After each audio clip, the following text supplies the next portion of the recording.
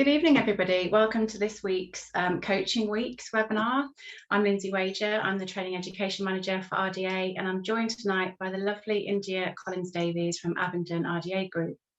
I'm sure you'll all have some questions for her once you listen to her stories, so feel free to pop those in the Q&A section, and I'll catch up with those at the end of the interview. So welcome, India. Thanks for joining us. Thank you so much for having me. This is really exciting. Can you tell us a little bit about your background and how you came to volunteer at Abingdon RDA 9 years ago? Okay, so I first of all am from a completely unhorsey background. So my parents are so unhorsey, like I cannot express quite how unhorsey they are. But was very kind of pony mad as a child, was a kind of classic horse girl growing up and still really am. And I was kind of aware of RDA. So we had a family friend who had a son with quad CP, and he went to his local group, and I was kind of aware of that and how good it was for him. And then also my friend, who actually now is paid to run our group, so she actually runs our yard, she took me along to our group for like a day in the summer holidays one year, so I was aware of Abingdon as well. But it wasn't till basically my riding school that I had spent most of my teenage years at, basically they closed down because my yard owner was retiring, and my instructor got a job at our group and took me with her basically, and I guess that was kind of it. Like I was sold. I didn't really kind of want to stick around being a stable girl at like a regular riding school, just because I felt like I'd done that. I'd had lots of kind of exciting experiences with horses over the years, and I was just totally won over by RDA. And that was, 9 years ago, almost 10 years ago now. And as far as I can see, there's no way out. I'm stuck in it forever now. And how long were you there before you thought about coaching? I can't remember a particular moment where I was like, this is it, I want to do coaching. I don't think it took me very long. I'm not saying that everybody who's going to be a good RDA coach or an RDA coach like at all necessarily needs to have like that immediate sense of I want to be a coach. I feel that everybody comes to it with a different story and a different kind of route of getting there. But I think for me, I was really enjoying being quite sort of involved in just helping the riders in the lessons that I was working with. So, you know, like I would really kind of get to grips with helping them learn their dressage tests, really kind of, you know, giving them advice, making sure that they were following whatever the coach was saying, that kind of thing.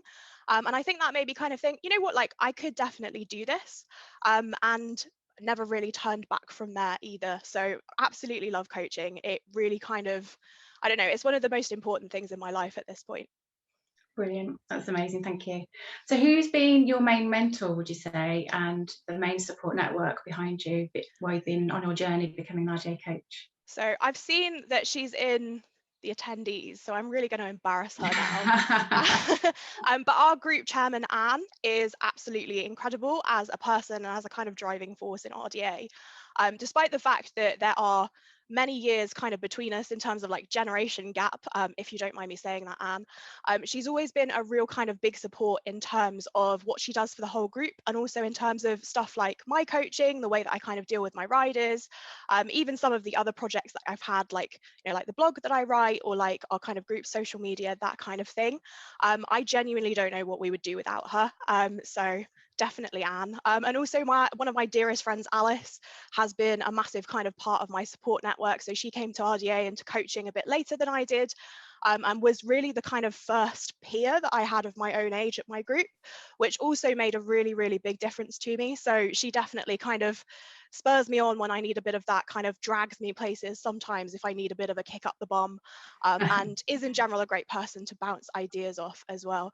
But I think it's also important to say that like we've got a fantastic support network just across the country and across our network of RDA groups, and I think COVID's definitely made that more obvious, certainly to me, in that, you know, like you can literally just kind of message somebody on the other side of the country with advice, or just to like touch base, or maybe have a little bit of a rant about something.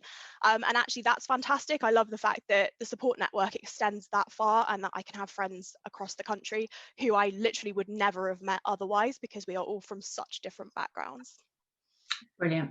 And when we've talked before, India, you've mentioned that you do outreach work for a university. How does that help transfer the skills over to your coaching, do you think? Okay, so I think first of all, it's important to say that RDA has actually been in my life longer than my current day job. So I've been doing RDA for for more than twice as long, sorry, given that I did RDA kind of all through uni and stuff like that. Mhm.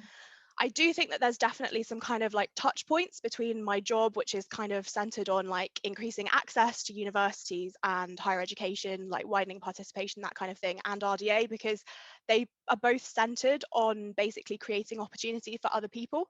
And yes, they are very different opportunities, but actually, I think that the kind of impetus there can be very, very similar. I do definitely approach it maybe sometimes with slightly different energy to the fact that the way that I do RDA, because I'm a Yeah. volunteer for RDA, and it's a little bit different when you're paid to do an office job, I feel. Probably shouldn't say that, but yeah, it's true. And I think there are definitely some things though that I've kind of taken from it. So for instance, we have to be very hot on stuff like evaluation and kind of impact tracking. And that's something which I do think transfers quite nicely to RDA. So certainly in terms of stuff like when I'm writing grant applications on behalf of my group, or in fact, kind of doing the stuff like I wrote a blog which was based on a survey about how our riders were finding lockdown, which in turn then kind of I was able to use that to help and inform the way that the national RDA and lockdown survey was kind of taken and was interpreted. So I think that's really, really useful. But I think truthfully, everybody has something that they're able to take from like the rest of their life into RDA. You might feel that it's completely different, or you might feel that it's actually way too similar. But there's always going to be something, there's always going to be some kind of point of contact or some sort of thing that it has in common. And I think that's one of the really big strengths of our volunteer community as well. Yeah, brilliant. You touched on it slightly there, but during COVID, we noticed lots of blogs popping up on the coaches Facebook page, and things like what I miss most about RDA, which was lovely to read. And you wrote in May about expecting to be closed at least another few weeks, which looking back now seems a bit optimistic. But you talked about your concern for riders not having their hour in the saddle each week, and took the time to collate some distressing figures about mental well-being of your riders and volunteers during lockdown. How do you think it affected you, and has it changed the way you now interact with your team of volunteers and participants? That's a really interesting question, and I feel that it definitely wasn't fun. I think especially just because of like the way that my life's set up at the moment, like RDA is my horse time. I don't have a horse of my own, and I think even just that, the fact that I wasn't able to be on the yard, despite the fact that I was completely on board with the reasons that groups had to be closed or otherwise limited, either during or between the lockdowns. So that was kind of miserable, and I think definitely the first lockdown there was a real sense of kind of like, okay, this is novel, if nothing else. It's a bit weird, but we can get through it. Then by the time lockdown 2 came along, so my group was already largely back by that stage, although we still do have some riders who haven't been able to get back in the saddle quite yet. That was kind of like, okay, it's just a month, like we can deal with it, it's completely fine. And then by the time we got to the third lockdown, I found it really hard, honestly. I think because I'm the kind of person that thrives on being busy. I think that's definitely something that I found I have in common with a lot of RDA volunteers. So I love being busy, I love being on the go, I love the kind of like routine that I have, which includes RDA every weekend. And I think having like no access to that was really odd. And I think it really made me realize quite how much I sort of value RDA as basically a way of kind of keeping me grounded and keeping me kind of feeling like I have a real purpose. So I think when we kind of got the call saying like, yep, this is going to be the first week that you can come back if you want to, I was like, all right, let's get on it. Like it was such a kind of change. It was like the sort of fog had lifted really. But I do think kind of heading out of lockdown, and hopefully we won't have any more, please. I think it has definitely made me appreciate my time at the yard more. Like I won't take it for granted, even the kind of slightly grimmer bits, even the less glamorous parts of it. I also think that I've really kind of got an extra appreciation for how my riders and how all of our riders kind of need their time with their groups and with the horses. So I think that's probably improved how empathetic I am towards them. I think it's also encouraged me to maybe kind of check in on them all more a little bit, just to kind of make sure that they're okay. But I have definitely been astounded in many ways by how resilient they are, because like we had all sorts of concerns about them, and so in some ways like some of those went away the moment that they came back to the yard. For others it took a little bit longer for them to get back into it. But watching them bounce back has been like so kind of, I don't know, it's been so sort of heartening and inspiring. And it's like, okay, yeah, we've had all of this time out of the saddle, but like they're really making up for it now. And I absolutely love that. So I'm really glad that we've taken all those steps, we've gone through all the paperwork, and that we're able to be kind of back riding and working towards full capacity, because like it means such a lot to all of us. Brilliant, thank you. You've also blogged about coaches' relationships with parents before, and how you feel that you're an ally to them. And this resonated with me and made me feel hopeful that other coaches use the time they have with parents to share experiences and a mutual respect.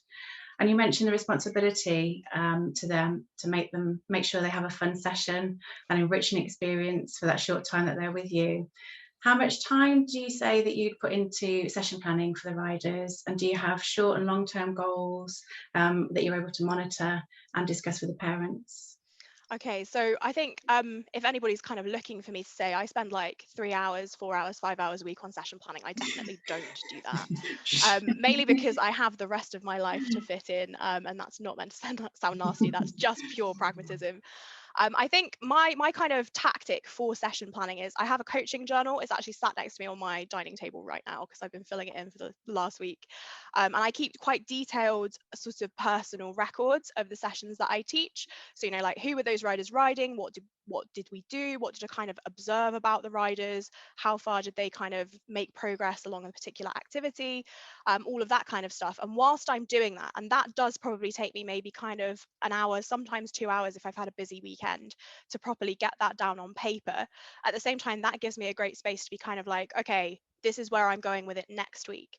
So, you know, like we're X much closer to being able to film a dressage test for an online competition. We're this much closer to establishing a rising trot. We spent 35 minutes in the saddle this week as opposed to 20 the week before.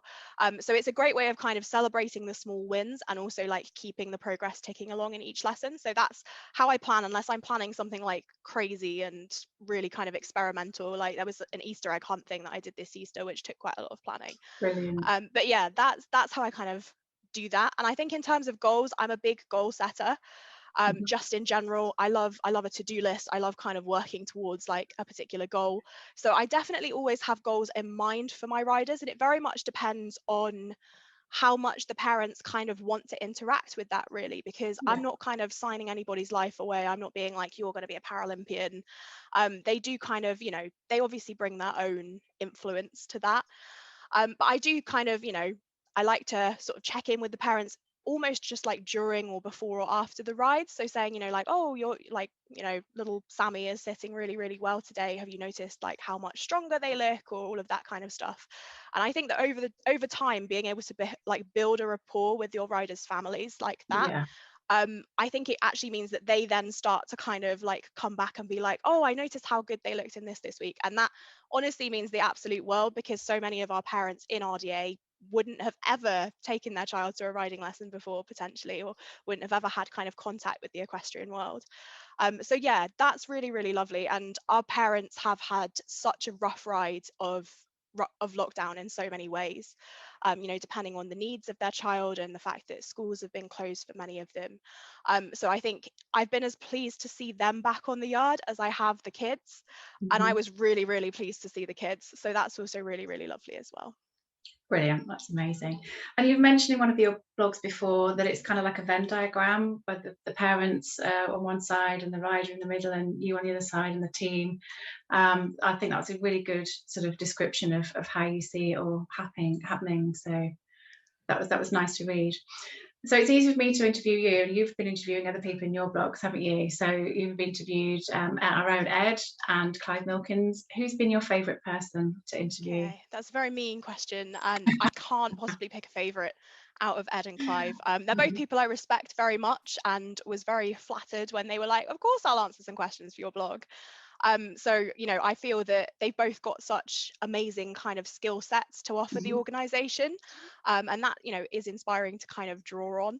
But I'm definitely not picking a favourite. I don't want either of them to come after me.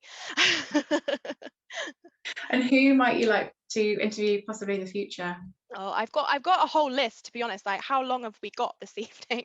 I Go think for it. I would definitely love to interview some Paralympians. I I've met a couple of Paralympians in my time, but like I get starstruck every time. I think especially the Paralympians, people like Sophie Christensen who have Yeah. come up through the RDA system. So Sophie like grew up in the same region as my RDA group, going to our regionals each year. So that's really, really cool. Brilliant. So somebody like her would be amazing. But I think also part of the reason that I started my blog was that it was very much about, okay, there are so many voices and so many stories in RDA which aren't necessarily being heard or aren't being amplified, or discussions that aren't being had. So I'm actually really interested in kind of touching base with, I don't want to say the ordinary people, because everybody in RDA is extraordinary for their own reasons. But at the same time, you know, just kind of going to any group and getting people's perspectives on the organization and their experiences. There are so many interesting people with worthwhile stories to tell. And I think that's also what we're kind of all about. You know, we are at our heart a kind of grassroots sporting organization. Yeah. And I think that those kind of stories definitely need to be told as well. So, I mean, if anybody is watching this and would like to be an interviewee, like hit me up, find me on Instagram or something. I will There you go. happily take requests. Brilliant. Good plug. And your latest blog talks about the regional qualifiers and the lack of the real or normal championships. You mentioned not missing your star or most popular horse waving his latest sick note at you on the day before the regionals. So even though there was much debate about the nationals, you know, going ahead this year and how it might have given us all some hope for participants and everyone involved, looking at your blog, it's clear that for this year at least, the virtual regionals are a good sort of middle ground. So juggling horses and riders at home is just about the right amount of stress that you need at the moment for the participants. So it's not only physically and mentally, isn't it, but from a financial point of view too. And how have your regionals gone? And have all the filming gone straight forward, or is it, if we had some hiccups? Our regionals are actually still ongoing. So in the South region, Brilliant. we've got a couple more weeks and we are making full use of that time because, of course, we've had so much time away. So we're quite fortunate there to have until the end of this month. But basically, I'm really getting on board with the whole RDA virtual thing. I think that it's definitely what we need this year. I think certainly for our group, if there had been an in-person competition, I'm sure we would have pulled together and gone. But even so, being able to kind of do something at home, which costs little to nothing. So our region basically aren't charging entry fees, that kind of thing. I think it is making a big difference to us this year. And also, you know, like we haven't been out in such a long time. Like maybe it would have been a bit too much for all of us. So yeah, I think it's fantastic. It's a really, really good initiative. I'm using it as an opportunity to introduce two of my youngest riders to dressage. And I think that actually it's a perfect opportunity for them and their particular personalities in two completely different ways. So, you know, it might be that they get hooked and then next year they will happily sail off to in-person regionals. But yeah, what I have been surprised at is how keen they all are to wear like their full-on show gear. Because I'm kind of like, okay, like, you know, it's at home and I don't necessarily want your mum buying you a new show jacket when you've already outgrown two since regionals 2019, because one of them genuinely has. I think, you know, it's quite, you know, I'm like, okay, like you definitely want to wear that show jacket. I am not going to stand in your way. So that's really nice. Like it's always nice to kind of, you know, see them gearing up for competition mode, and it's great experience for them and, you know, for our horses and volunteers as well. But nationals is my favorite weekend of the entire year, and like I will tell anybody who will listen about how much I love it. So I'm kind of counting down to next year already there. Even if it was the right decision for this year, like next year I'm like, okay, it's going to be huge, it's going to be so much fun. Yeah, be good. But I think even competing at home, there's still the same, if not more, camaraderie, isn't there? Because everyone's sort of egging you to do well, and if it goes wrong you can just record it again, can't you? So that's the beauty of it. I'm developing a bit of a blooper reel, which if my riders let me, I may release to the public one day, but only with their permission. Brilliant. So how do you think groups can support volunteers and those who want to become new coaches more? So I think, first of all, it's very much a case of groups being as clued up as possible about the new pathway. And I include myself in this because I did my coach training in the old pathway, and I'm not necessarily 100% familiar with all of the kind of new requirements and how it can kind of be tailored to suit people's own circumstances. I think it's not just a kind of group responsibility, but also a regional responsibility. So making sure that the right kind of contacts are really visible and contactable, you know, so in terms of like county and regional coaches, maybe people like the county physio, that sort of thing. I think that that's really, really helpful. I also think just in general being kind of as open to questions, as open to giving people new experiences and being as supportive as possible. Because even if you are a member of a small, tiny group, you are still part of a team. And, you know, you will be coming into that and there will be other people's experiences that you can tap into, people that you can chat to. And I think kind of forging that sense of camaraderie is really, really important from like the moment somebody's really kind of vaguely interested in being a coach, because, you know, that could potentially set somebody on the right kind of path for like a really long productive relationship with the organization. And ultimately that's what we all want, right? We want, you know, the organization to flourish for as long as possible, and the coaches who are training today might well be the coaches who are still with us in 50 years time, seeing the 100th anniversary of RDA, which would, well, that's kind of wild to think about. But yeah, so I think definitely communication is going to be the key, as in so much of RDA and so much of the rest of life as well. Yeah, I think it's nice to see things on the coach's Facebook page, particularly recently. People have been asking, or actually it was the national lead for training education said, if anybody wants to come and watch me coach, then, you know, get in touch and come and watch me. And if there's any other big centres out there that will allow coaches to go and watch different sessions with different riders, different horses, different ways of doing things, why wouldn't we? You know, if people are allowed to move around more freely now. And there's definitely, I think COVID's also shown us that there are many ways that we can kind of develop training and general kind of development for coaches and for volunteers, which is digital and which is online. Because I think definitely for me, I've got my kind of 5 days a week working my day job. Then I have my RDA Saturdays, which, you know, like I always joke that I take less annual leave off RDA than I do from my job. It's very rare that, like, especially at the moment, I'm like, why would I cancel a Saturday? We've had so much time off. But I think, you know, like then I basically got one day to play with without me having to kind of like fiddle with stuff and cancel things and take time off and all of that kind of stuff. So I think being able to access something like a training webinar, which I can do in the evenings, or something which is like on purpose organized at the weekend, I think that kind of stuff is really important as well, especially if we want to encourage maybe new younger coaches who might also be dealing with other responsibilities at the same time. I think that's going to be a really kind of key thing for the organisation. Yeah, brilliant. And you've prompted us to start a new Facebook page for new coaches. Can you tell us how you hope that will help them and how you came up with that idea? Yeah, so this is something that actually I think I probably would have benefited from, like from the moment I started coaching, but did not think of it earlier. So it's for new and young coaches, and the definition of what either of those things actually means is very much up to the people who join the group. So we're not putting like an age limit on it or anything like that. If you have been coaching for 2 years but still consider yourself a new coach, it's also completely fine to join.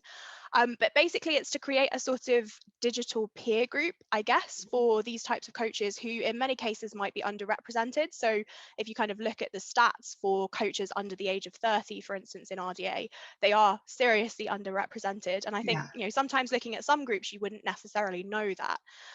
But, you know, they are kind of quite a small minority within the organization. And, you know, to make sure that people have a kind of space where they don't necessarily feel silly about asking questions, we have a fantastic coaching group on Facebook already. But it might be that actually people are a little bit shyer, knowing that there are people there with kind of loads and loads and loads of experience who are absolutely there to be kind of respected and, you know, their advice to be taken and taken seriously. But it's also kind of a social thing as well, because, you know, this is something that, so I was 19 when I started coaching. I was the youngest coach in my group for like by a long way for at least a couple of years. And although I had many people who I coach with at my group who are many years older than me, who I absolutely consider my friends and I love spending time with, and I really respect their opinions and advice, there is still something to be said for kind of, you know, being friends and being acquaintances with coaches who understand the stage of life that you're at and understand the specific challenges that you might face in kind of fitting RDA into the rest of your life, whatever that might be. So yeah, basically it's called RDA New and Young Coaches.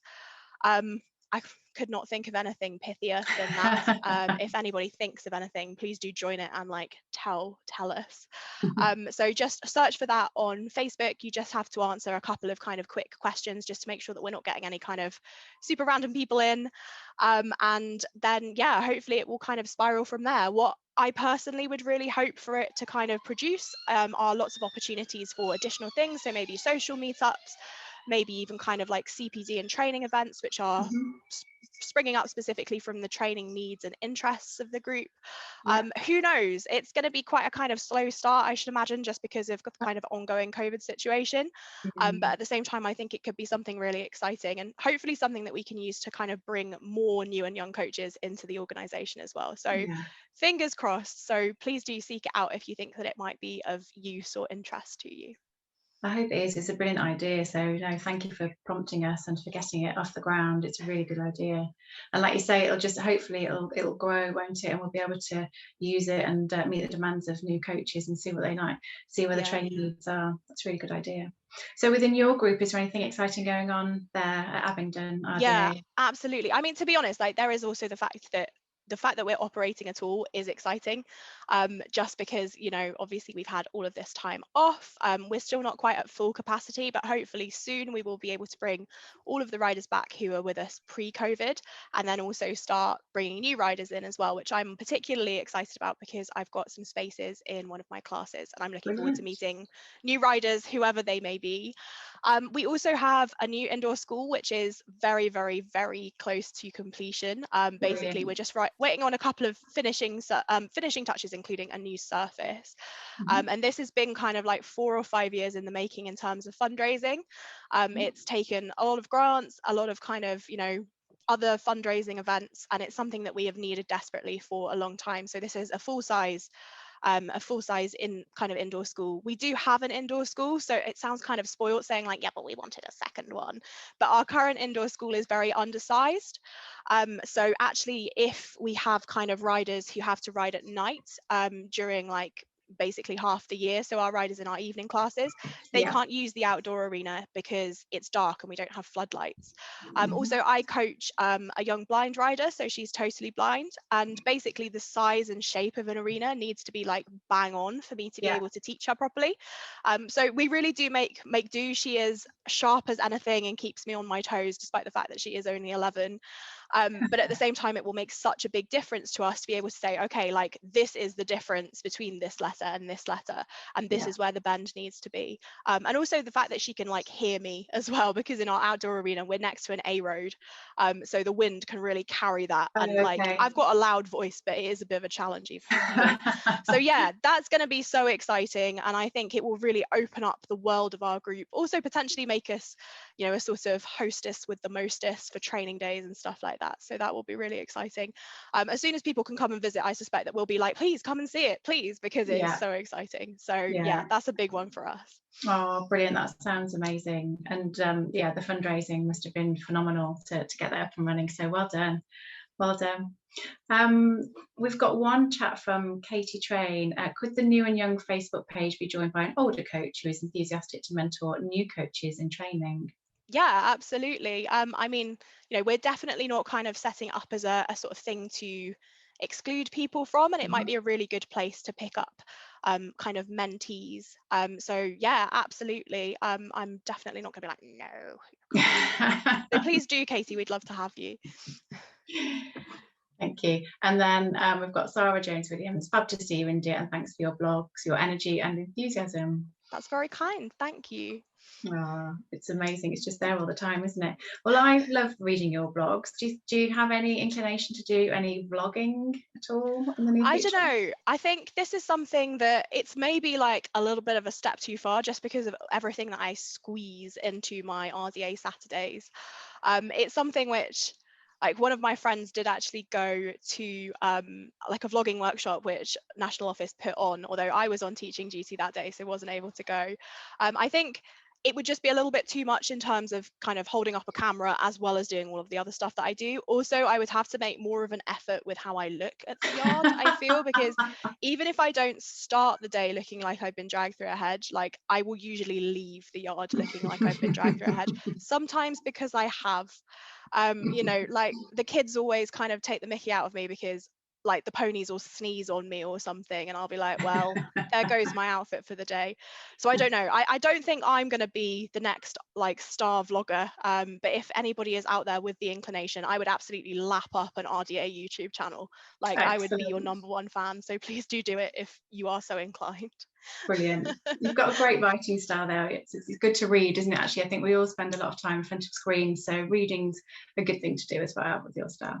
Helen Kitchen says it's great to see your enthusiasm. They've been closed since March the 20th, or March 2020, and she's much more enthusiastic now. So that's really nice to hear. Yeah, I really hope that your restart goes well, and I think I've gone through a whole roller coaster of emotions in terms of getting back to RDA. I feel very fortunate that my group was so positive about kind of getting the wheels rolling and getting stuff going. So we were running sessions. I think my first session with one single independent young adult rider was like early July last year. So it was almost as soon as we were able to. And that was like, it feels like nothing now, but it was such a big deal at the time. And actually I was quite anxious about coming back, but I'm really glad that there was the impetus behind me from my group, from my friends, from like our trustees, because that really kind of, it got me back to where I needed to be. And then I was like, okay, I can start feeling confident about this now. And now I'm like, yeah, this is completely fine. And I genuinely would not want to be anywhere else on a Saturday. Brilliant. That's really nice to hear. You've been a breath of fresh air listening to you. I think you've managed to motivate lots of coaches, everyone who's been listening, watching live tonight, and obviously those who will join us on YouTube and watch it later on as well. Thank you so much for joining us. It's been really, really lovely having you. I hope we'll keep in touch with the new Facebook page and with future blogs, and maybe people will email in and let us know they'd like to be interviewed for your blogs. Who knows? So yeah, we'll keep in touch, and thank you everyone for listening and joining. Email if you have any questions about tonight's webinar for India or I, and any questions on coaching at all. Okay, thank you for joining us. Thank you so much. See you next week. Thank you, India. Bye. Bye.